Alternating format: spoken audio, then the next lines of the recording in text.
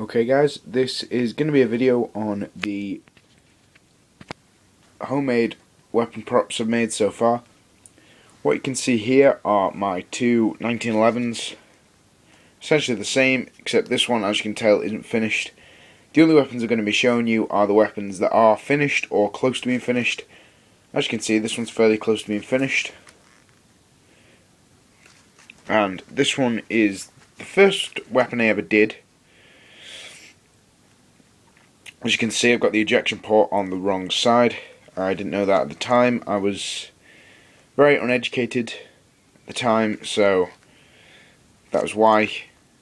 It's got a mag there, but it's difficult to get out, so I won't take that out now. But yeah, that was the first one I've ever done. These were both done by layering cardboard together and then gluing them together. This one I didn't actually glue, I just taped it all together. But it's turned out okay considering, so, you know, quite pleased with that. The next one I want to show you is another pistol that I'm close to finishing, which is a Walther PPK. It doesn't have any sights or anything like that, the ejection port's there. Again, has a mag there, it's not very good at all, but as I say, these are my earlier weapons and I'm going to lead up to my most recent one. Okay, this one's a little thing for Snowface 27. There's a reason I entered your MP5 contest, and that is because this is my attempt at an MP5. As you can tell, it's not very good.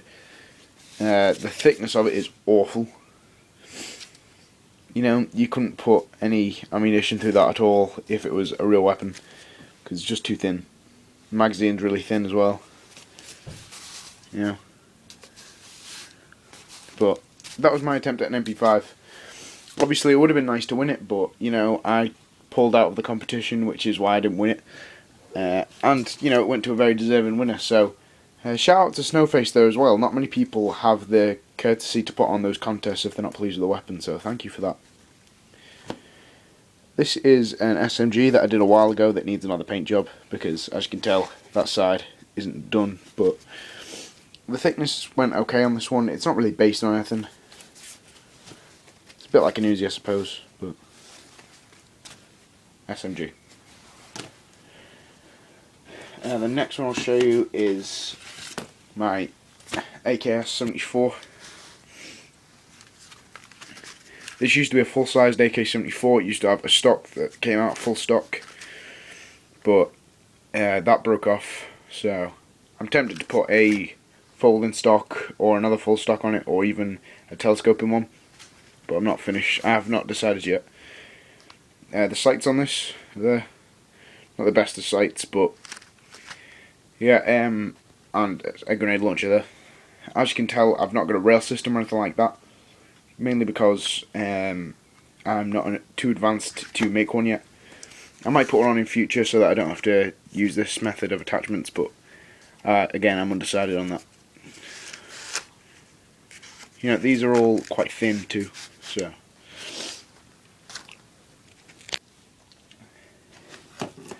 Another one that's nearly finished is this bolt action.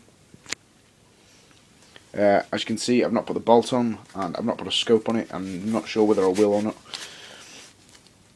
But that's turned out okay. You might be able to tell at the time I was making this, I was quite a big fan of Battlefield 3.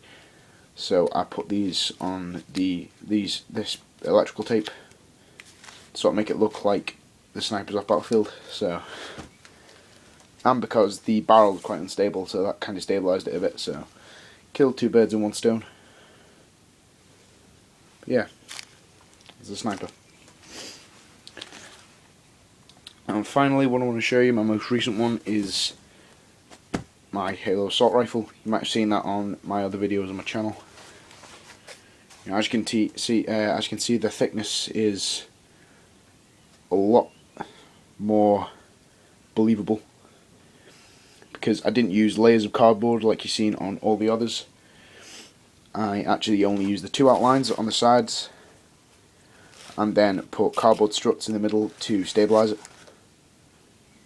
So that turned out pretty good. There's the mag there. Again, I've not fully finished it, and it does come out, but if you want to see the mag ejected have a look at my other video, because it's really hard to take out one-handed and even harder to put back in, so I'll just leave that for now. Finally, one more thing I want to talk about is a new project I'm working on at the moment, which is similar to the Halo 4 DMR. It's another rifle that I've made that's quite similar to it. So once that's finished, I'll upload a video of that, so that should be up soon. So thank you very much for watching. Goodbye.